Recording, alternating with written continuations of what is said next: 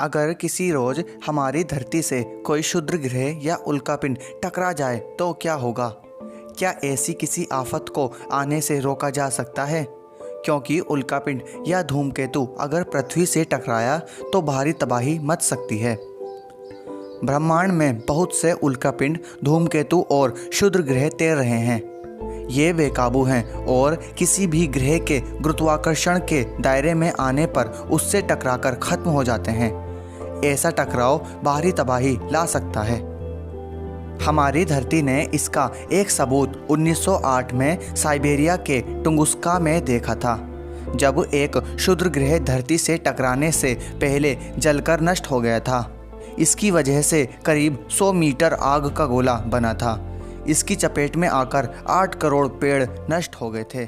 किसी तबाही से बचाने के लिए दुनिया के कई वैज्ञानिक जुटे हुए हैं। वे किसी एस्टेरॉयड के धरती से टकराने का पूर्वानुमान लगाकर उससे निपटने के उपाय तलाश रहे हैं। ऐसी ही एक टीम हाल ही में अफ्रीकी देश बोत्सवाना गई थी। इस टीम ने लगातार 5 दिनों तक जंगलों में मशक्कत की। कांटेदार झाड़ियों और घास की मोटी परत के बीच ये वैज्ञानिक एक खास चीज़ तलाश रहे थे। उन्हें मोटे तौर पर इस बात का अंदाज़ा था कि उन्हें 200 वर्ग किलोमीटर के दायरे में किस जगह पर उसे खोजना है। लेकिन उस एस्टेरॉयड के टुकड़े बहुत ही छोटे थे, इसलिए उसे ढूंढ पाना मुश्किल हो रहा था। किसी को क्या पता कि क्षुद्र ग्रह के वो टुकड़े कहीं खो गए हों या हवा में उड़ गए हों। तभी अचानक वैज्ञानिकों की नज़र एक काले धूल भरे पत्थर पर पड़ी। यह पत्थर हमारी धरती का नहीं था, कहीं बाहर से आया था।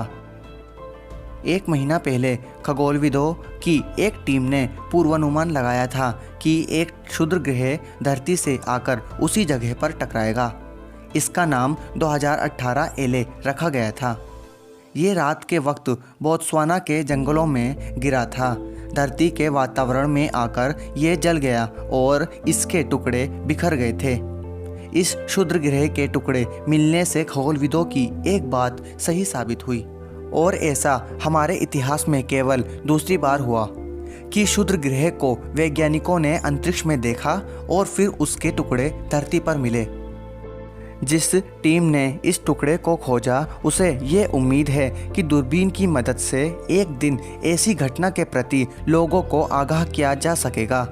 अगर खतरा गंभीर होगा, टकराने वाला उल्कापिंड या धूमकेतु बड़े आकार का होगा, तो ये चेतावनी दुनिया को बड़ी तबाही से बचा लेगी।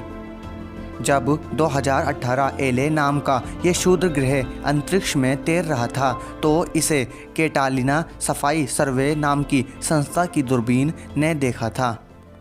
दूरबीन एटलस सिस्टम अमेरिका की हवाई यूनिवर्सिटी का है। ये दूरबीनों का ऐसा सिस्टम है जिसका मकसद धरती की तरफ आ रहे बड़े बड़े उल्कापिंडों या क्षुद्र ग्रहों से आगाह करना है। एटलस सिस्टम की स्थापना जॉन टॉनरी ने की है, जो एक खगोलविद हैं। उन्हें इस सिस्टम की स्थापना करने की प्रेरणा उन चर्चाओं से मिली थी जिनसे यह कहा जा रहा था कि किसी उल्कापिंड या धूमकेतु के धरती से टकराने की संभावना बहुत ही कम है। शायद 1000-2000 साल में कभी एक बार ऐसा हो सकता है। टॉनरी कहते हैं कि मुझे इन बातों से हैरानी होती थी। लोग बड़े यकीन के साथ ऐसे दावे करते थे, जबकि हमारी धरती से किसी क्षुद्र ग्रह के टकराने की सबसे हालिया घटना करीब 100 साल पहले हुई थी। टॉनरी का इशारा साइबेरिया के टुंगुस्का में एस्टेरॉयड की जलने की तरफ था, जिसमें 8 करोड़ से ज़्यादा पेड़ तबाह हो गए थे। ये एक वीरान इलाका था। सोचिए, अगर ये क्षुद्र ग्रह किसी बड़ी आबादी वाले इलाके के ऊपर वातावरण में जला होता तो हम इसकी कल्पना मात्र से ही सिहर उठते हैं कि तब कितना बड़ी तबाही मची होगी। हालांकि 1908 में साइबेरिया की घटना में केवल एक व्यक्ति की जान गई थी। टॉनरी के एटलस सिस्टम के तहत अब तक 2 दूरबीनें लगाई गई हैं। दोनों ही अमेरिका के हवाई में है। टॉनरी बहुत जल्द दक्षिण अफ्रीका में एक दूरबीन लगाने वाले हैं ताकि धरती के दक्षिणी गोलार्ध के आसमान के ऊपर भी निगरानी की जा सके। जल्द ही एक चौथी दूरबीन लगाने के लिए पैसा जुटाया जाएगा।